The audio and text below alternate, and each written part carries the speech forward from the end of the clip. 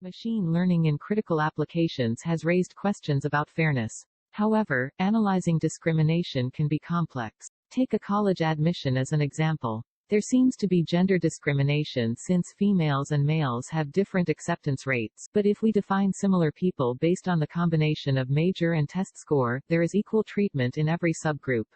In this work, we investigate discrimination from a visual analytics perspective and propose an interactive visualization tool. In the Discovery module, we first identify a set of resolving attributes that are important for the final decision. A series of classification rules are also trained to describe how a decision is made. If a classification rule differs on the basis of a protected attribute, a potential discriminatory item set can be identified.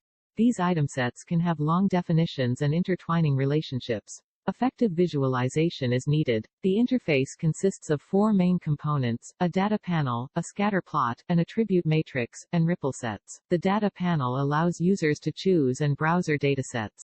The scatter plot offers an overview of all item sets and helps users choose the model they are interested in. In the attribute matrix, users can observe data distribution on different attributes, and modify attributes through drag. The solid part in the rectangle indicates the value of the corresponding attribute. One row indicates a set of items with similar attribute values. One dot represents one item, and the clustered items indicate items belonging to the same item set.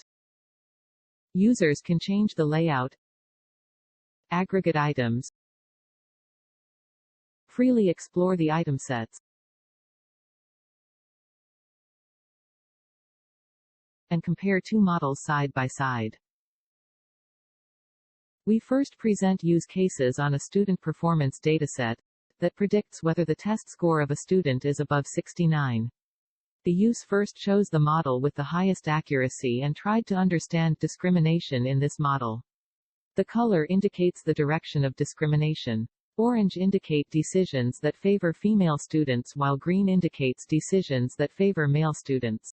The user first found that the absent days is more than 7 days in all discriminatory item sets. This observation can be easily explained by the histogram of absence day, which indicated that most students who are absent less than 7 days were predicted as the high-score class. The user then examined the discrimination among different item sets.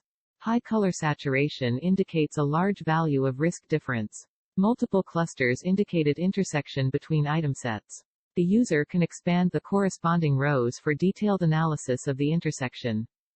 Therefore, the user can easily identify the item set with the highest RD value, and its intersection with other item sets. The user then compared this model with random forest, a model with the second highest accuracy. Overall, random forest had more discriminatory item sets. 4 of the 5 discriminatory item sets in XGBoost also existed in random forest. The difference was in the second item set, where the ripple set of random forest has more hollow items than XGBoost. In other words, XGBoost was more likely to predict students in this item set as the low-score class.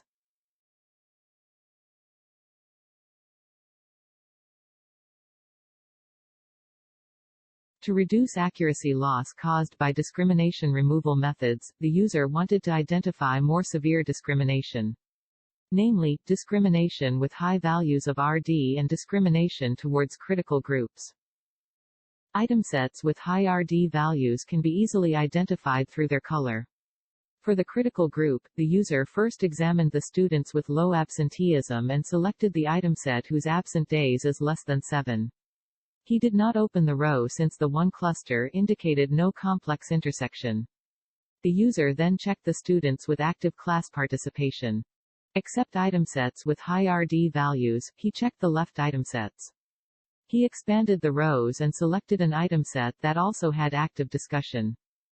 By providing more detailed information, our tool enables users a precise removal of discrimination. An interesting observation is that all discrimination happens to people with high education level but short working hours. The user also noticed clusters of all low-income items. These items were included by some discriminatory item sets but actually didn't receive discrimination. The user then compared models and found they had different patterns.